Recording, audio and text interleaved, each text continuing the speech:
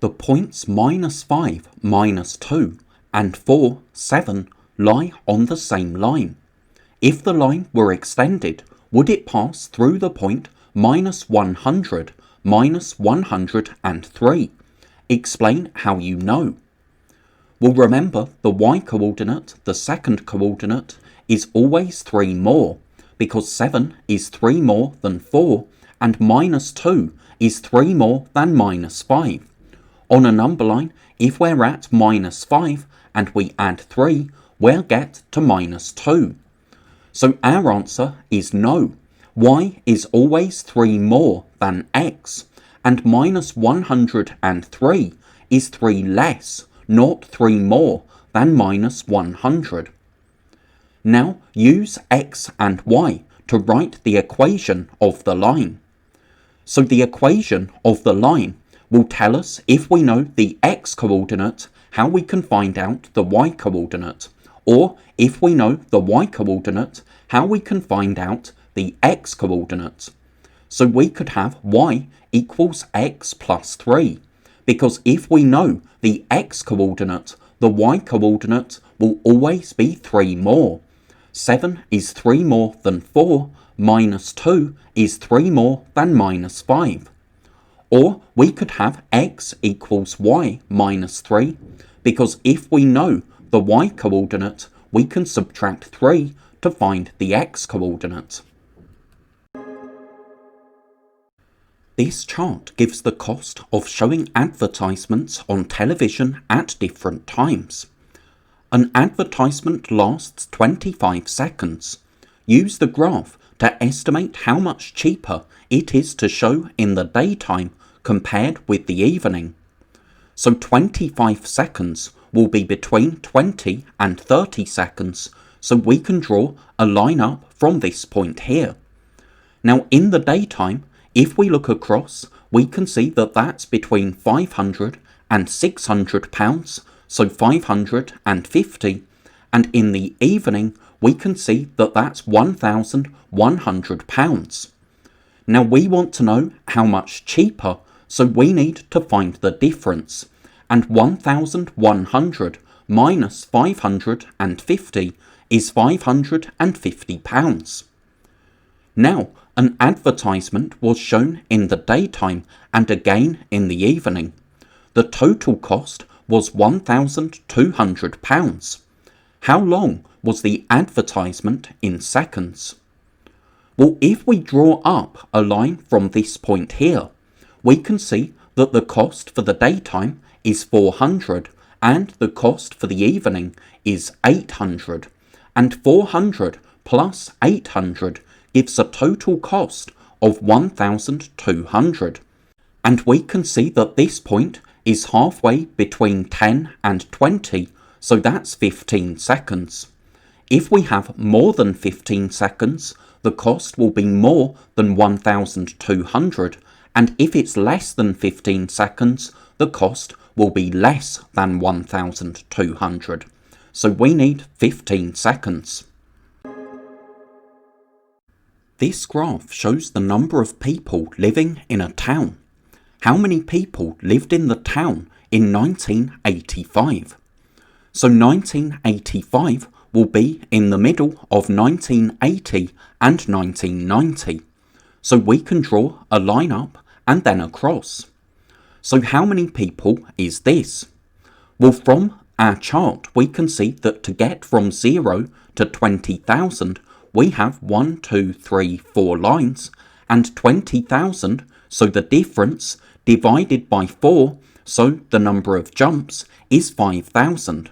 So that tells us that each line represents an increase of 5,000. So this line here is 5,000 more than 20,000, so that's 25,000. Now, in which year was the number of people the same as in 1950? So 1950 is this point here, and if we draw a line across, we can see that this point here is the same number of people. And if we go down, we can see that that's between 1990 and 2000. But it's closer to 2000 than it is to 1990. So I would estimate 1997. Remember, the line that they've drawn in the middle will be 1995, and it's just slightly closer to 1995 than it is to 2000. Now, find the year when the number of people first went below 20,000. So we can draw a line across from 20,000, and the number of people dropped below that at this point here. So that's between 1960 and 1970, but slightly closer to 1960, so I would estimate 1964. The numbers in this sequence increase by 7 each time. So we have 1, 8, 15, 22, 29, and so on. The sequence continues in the same way. Will the number 777 be in the sequence? Explain how you know. So the sequence is increasing by 7 each time, and if we write out our multiples of 7, so 7, 14, 21, and so on, we can see that the numbers in the sequence are always one more than a multiple of 7. So 8 is one more than 7, 15 is one more than 14, and so on. But if we divide 777 by 7, we get 111. So that means 777 is a multiple of 7. It's in the 7 times table. So that means the number will not be in the sequence, because numbers in the sequence are always one more than a multiple of 7. Write 3 decimals, each greater than 0, which add together to make a total of 0.01. So 0.01 is 100th, because the second digit after the decimal point is the 100th digit. But with decimals, we can write zeros on the end without changing the value of the number. So we can have 0.010, because we still only have 100th. All this 0 tells us is that we don't have any extra thousandths. But we can see that 100th is the same as 10 thousandths. So we could have 0.001, 0.002, and then to make 10 thousandths, we need another 7 thousandths, or 0.007. If we add these numbers, that will give us 0.010, which is the same as 0.01. But there are lots of possible answers here, as long as we have numbers that add up to 0.01.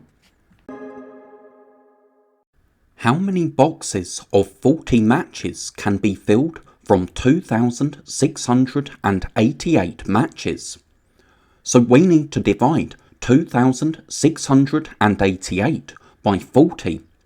Now we could use long division for this, or we could count up in steps of 40 until we get to 2,688.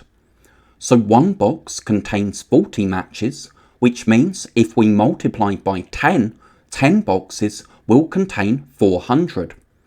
Then we can multiply by 6, so 10 times 6 is 60, 4 times 6 is 24, so 400 times 6 is 2,400.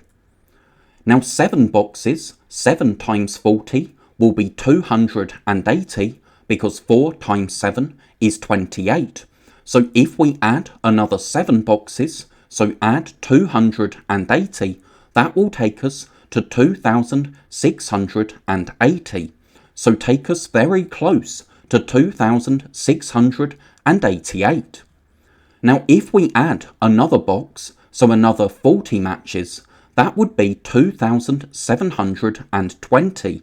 But that would be too many, because we only have 2,688 matches, so we won't be able to fill 68 boxes.